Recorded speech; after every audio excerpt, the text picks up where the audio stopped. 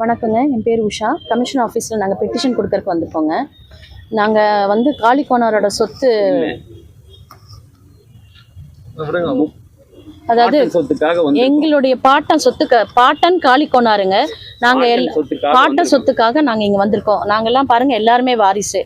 என்னென்ன 32 இடத்துல நாங்கள் பெட்டிஷன் கொடுத்தோம். ஒருத்தருமே ஒரு இடத்துல இருந்து கூட செவி சாய்க்கவே இல்லை.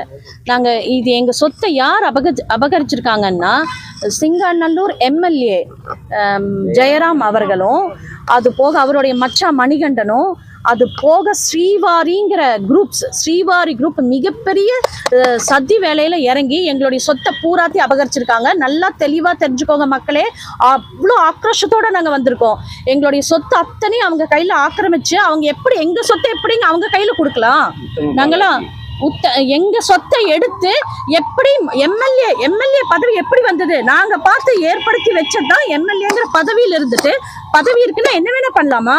சொத்தை வாங்கி கொடிஷியாங்கிற இடத்துல வந்து 350 கோடி சொத்தை நில ஆக்கிரமிப்பு, கவர்மெண்டோட இடத்த நில ஆக்கிரமிப்பு பண்ணி பிஜேபி முன்னாள் மாவட்ட தலைவர் இவங்களும் சேர்ந்து அந்த நிலத்துல அவங்களே பட்டா போட்டு நிலத்தை வித்திருக்காங்க. ஆச்சுங்களா? எப்படிப்பட்டவங்க நல்லா யோசிச்சுக்கோங்க. அவங்க வந்து பசிக்கு திருடல, ருசிக்கு திருடி இருக்காங்க. நல்லா ஞாபகம் வச்சுக்கோங்க மக்களே, நல்லா ஞாபகம் வச்சுக்கோங்க. அவங்க எல்லாம் மிகப்பெரிய ஒரு கொள்ளை அடிக்கிறவங்க. அவங்க எங்க சொத்தை எடுத்து அவங்க அவர்கிட்ட எப்படி கொடுக்கலாம்? எம்எல்ஏ கிட்ட அவருக்கு பதவி இருக்குங்கிறக்காக எங்களை மிரட்டுறாங்க. நீங்க எப்படி கேஸ் கொடுக்கலாம் அப்படின்னு சொல்லி மிரட்டுறாங்க. எங்களை அடிக்க வராங்க. எங்க அண்ணன் அடிக்கிறாங்க. எங்க அண்ணன் அடிச்சிருக்காங்க.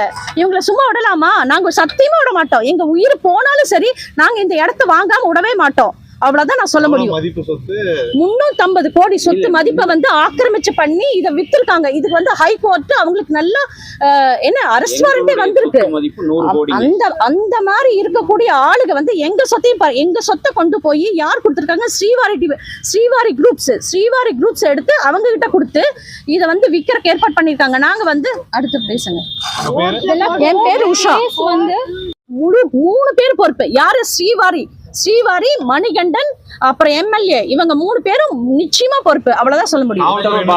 காவல்துறை எதுவுமே செவி சாய்க்கவே மாட்டேங்குது. காவல்துறை எங்களை மிரட்டுறாங்க. எங்களை கவர்மெண்ட்ல அதிகாரம் படைச்சவங்க நிக்கிறாங்க. நாங்க அவங்க கிட்ட மோத முடியுங்களா? நாங்க என்ன கோர்ட்ல தீர்ப்பா கேட்டோம்?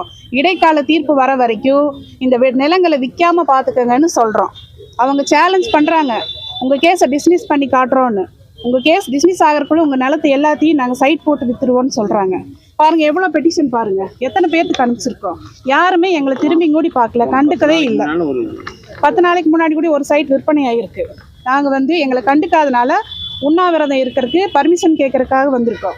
மாவட்ட நிர்வாகத்தை கண்டனம் செஞ்சு மாநில நிர்வாகத்துக்கு இந்த விஷயத்தை வந்து கவனத்தில் கொண்டு செல்லவும் நாங்கள் உண்ணாவிரதம் இருக்க போகிறோம்.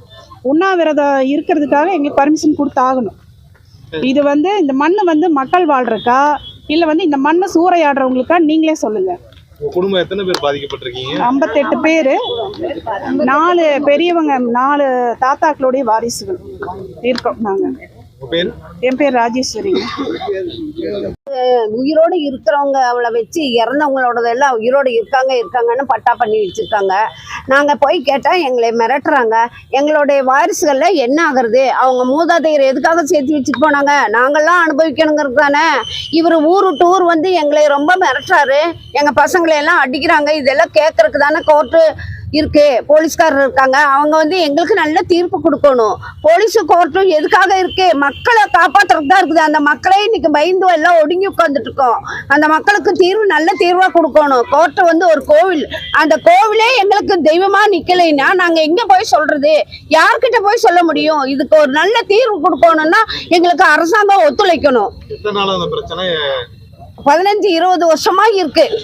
அது கைமாத்தி ஒவ்வொருத்தரா எங்களை மிரட்டி வச்சிருக்காங்க. எங்க பசங்களும் அந்த காலத்து இதெல்லாம் சேகரிச்சா அப்புறம் தானே அவங்க எல்லாம் வர முடியும். கிருஷ்ணவேணி கேஸ் வந்து நீதிமன்றத்துல இன்னும் தீர்ப்பு வந்து நிலுவையில இருக்கும் போதே இவ்வளவு அராஜகம் நடந்துட்டு இருக்கு. அதுதான், அதாவது இது வந்து சட்டம் வந்து இதை எடுத்து எங்களுக்கு வந்து நியாயமான ஒரு தீர்ப்பு, அதாவது நிலுவையில இருக்கும் போது இந்த மாதிரி பண்ணலாமா?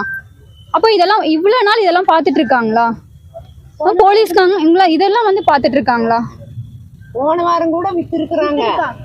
அது எப்படி நிலுவையில இருக்கும் போது எப்படி இடத்துல வந்து நிக்கிறாங்க. தீர்ப்பு வரக்குள்ளார இடைக்கால தடை உத்தரவு வர நிலுவையில இருக்கு இந்த கேஸ். அதுக்குள்ள இவங்களாம் எல்லாமே வந்து லலிதா